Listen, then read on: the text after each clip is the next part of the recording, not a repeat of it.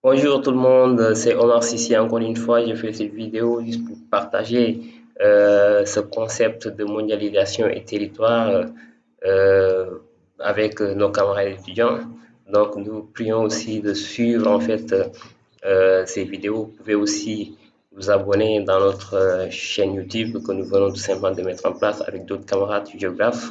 Je prends l'exemple de Amat Ndongo, Mohamed Ndiaye, Djibril Ning, Ablaye Mbaye, Yankhoba Gadiaga, Matar Cissé, voilà.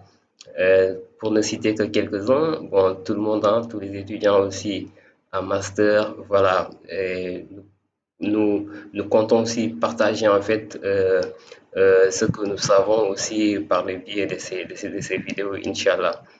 Voilà, sans plus tarder, nous allons entrer dans le vif du sujet. Voilà. Donc, aujourd'hui, comme je vous l'ai dit tout à l'heure, on va parler des territoires dans la mondialisation. Voilà, la mondialisation, c'est quoi?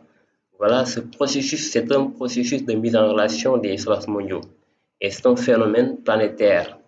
Voilà, pourtant, les territoires n'en semblent pas également concernés. La mondialisation n'est peut-être alors pas aussi globale. D'accord? Donc, les territoires sont en effet caractérisés par une intégration très différenciée à la mondialisation. Cette intégration renvoie au degré d'appartenance au système global, mesuré par les flux. Voilà. Dès lors, quelle typologie de territoire la mondialisation produit-elle? Les uniformisent-elles ou les différencient-elles? Autrement dit, quels en sont les effets géographiques? Voilà. Donc, nous pouvons prendre aussi comme plan à dire que la mondialisation produit-elle des effets à tous les niveaux d'échelle de l'espace. Les territoires bien intégrés ne bénéficient pas du même degré d'appartenance au système global. Quant aux territoires les moins intégrés, leurs dynamiques propres produisent des discontinuités spatiales. Voilà, donc en premier lieu, nous allons essayer de traiter aussi les territoires intégrés à la mondialisation et quels sont les mécanismes de l'intégration. Voilà.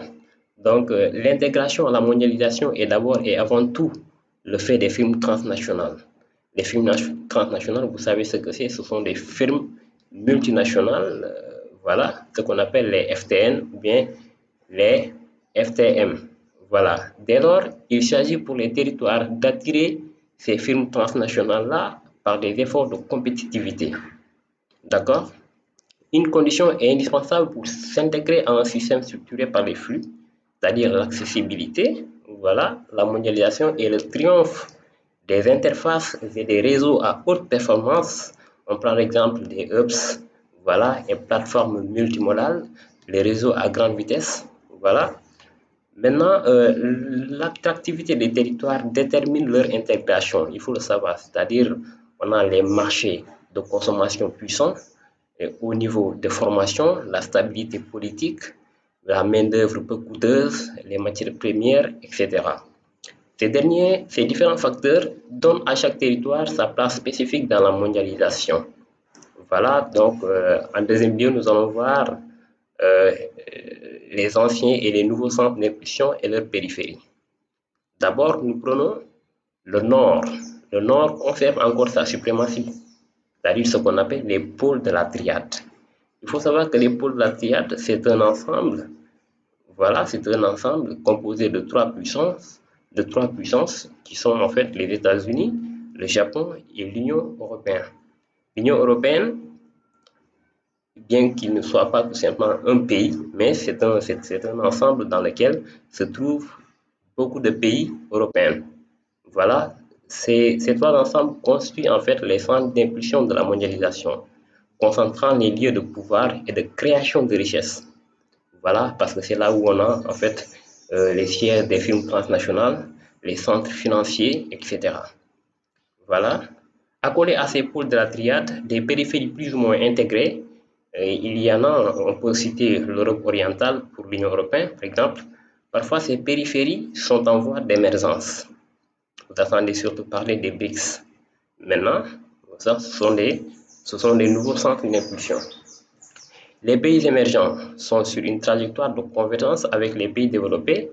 Ces périphéries émergent en fait ces pays émergent grâce à leur intégration dans la mondialisation et structurent à leur tour d'autres territoires. Ainsi, les films transnationaux chinois investissent en Afrique. Voilà. À d'autres échelles, certains territoires se sont constitués en tant que centres d'impulsion de la mondialisation, comme par exemple les paradis fiscaux, les villes vierges britanniques par exemple, ou les zones franches telles que le Panama et autres. Voilà. Maintenant, voyons maintenant les processus multiscalaires de la métropolisation. Il faut savoir que les têtes de la mondialisation sont les grandes métropoles mondiales. Ce sont des centres producteurs de flux qui concentrent les services de très haut niveau avec une accessibilité maximale. On peut citer 4 villes globales, par exemple New York, Londres, Paris, Tokyo. Voilà, c'est eux en fait qui pilotent le réseau. Voilà. Ces métropoles mondiales sont en effet reliées entre elles. Euh, à l'échelle régionale, elles se rassemblent en mégalopoles, voilà, telle la mégalopolis américaine entre Boston et Washington. Voilà, à l'échelle mondiale, elles forment l'archipel mégalopolitain mondial qui domine la planète. Voilà. Donc, à une autre échelle, les centres-villes ou quartiers d'affaires, tels que la Défense à Paris, concentrent les fonctions de commandement. Ce sont des lieux de pouvoir, ce sont donc des espaces qui manient en fait des symboles tels le gratte-ciel Burj Khalifa à Dubaï, par exemple. Voilà. À l'opposé de ces lieux au cœur de la richesse globalisée, se trouvent des territoires peu ou mal intégrés à la mondialisation, souvent synonymes de pauvreté. Voilà, maintenant, allons voir maintenant les territoires peu ou mal intégrés à la mondialisation, ce qu'on appelle des territoires mal intégrés mais en voie d'intégration. Voilà. Donc, à l'échelle de la planète, les pays les moins intégrés à la mondialisation sont également les plus pauvres. Une grande partie d'entre eux se situe en Afrique subsaharienne. Voilà, désolé de le dire, mais c'est la réalité. Des capitaux sont nécessaires pour investir dans le facteur humain et dans les infrastructures.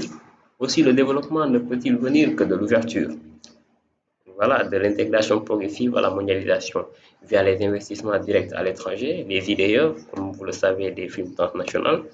Voilà, c'est ce qui explique des taux de croissance économique de 5% par an en Afrique, à moyenne en Afrique subsaharienne dans la dernière décennie. Encore faut-il que cette croissance profite à la population, mais je répondrai que oui. Voilà.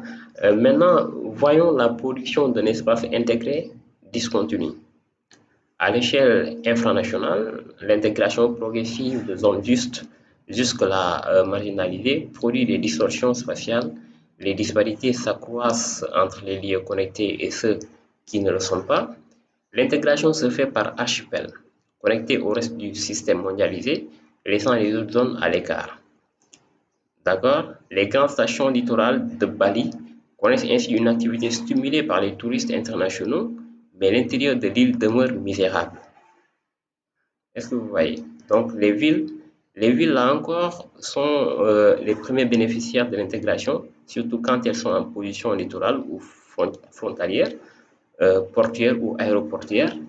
Voilà, il en bénéficie parce que se positionner, la position aussi géographique de certaines villes aussi joue un rôle déterminant dans leur intégration dans la mondialisation. Est-ce que vous voyez? Donc, les populations rurales, quant à elles, en sont presque toujours exclues. Voilà, puisque vous savez, en milieu rural, il n'y a pas euh, beaucoup d'activités génératrices aussi permettant à ces milieux ruraux-là aussi d'être connectés au reste du monde. Voilà, ce qui fait que ces milieux sont un peu mis en rade, sont exclus. Alors, euh, l'intégration à la mondialisation produit en même temps qu'un enrichissement global, une augmentation des inégalités sociales. Voilà, la Chine, par exemple, se situe au 29e rang des pays les plus inégalitaires du monde. Voilà, les phénomènes de ségrégation socio-spatiale conduisent à des effets géographiques puissants à l'échelle urbaine, comme l'entassement des populations défavorisées dans les bidonvilles et l'enfermement aussi des riches dans des quartiers protégés. Quand on prend l'exemple des gated communities, voilà. Donc, les sociétés du Nord témoignent de phénomènes similaires. Les couches sociales les plus fragiles connaissent parfois un recul de leur niveau de vie, paupérisation des banlieues que les politiques urbaines tentent de rénover, la mondialisation produit aussi de la désintégration sociale. Il faut le savoir aussi. Voilà, en quelque sorte, nous pouvons faire le bilan de cette vidéo qui traite de mondialisation et territoire, que l'intégration des territoires dans la mondialisation est donc le fait d'une mise en concurrence de leurs facteurs d'accessibilité et de compétitivité. Voilà, la triade, l'archipel mégalopolitain mondial et les villes globales en constituent les espaces moteurs. Voilà, ces centres d'impulsion connectent des périphéries sans cesse plus étendues. Les territoires en marge de la mondialisation sont quant à eux amenés à s'intégrer de façon discontinue. Voilà. Donc, l'intégration du territoire à la mondialisation est donc inégale, même si elle progresse. Cette inégalité institue de fait une hiérarchie des territoires.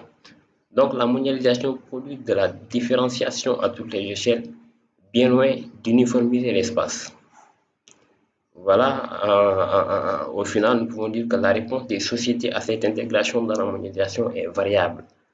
Pourtant, de celle-ci dépend aussi la place de chaque pays et de ses populations dans le monde du XXIe siècle. Voilà, nous vous remercions. On est au terme de cette vidéo. Je vous remercie et vous donne rendez-vous pour une autre vidéo qui sera faite sans doute par mes camarades aussi. Donc, nous vous prions aussi de vous abonner sur notre chaîne et de bien poser des questions si vous ne comprenez pas. Nous y apporterons aussi des réponses si nécessaire. Merci beaucoup à vous et bon courage et bonne continuation. Merci.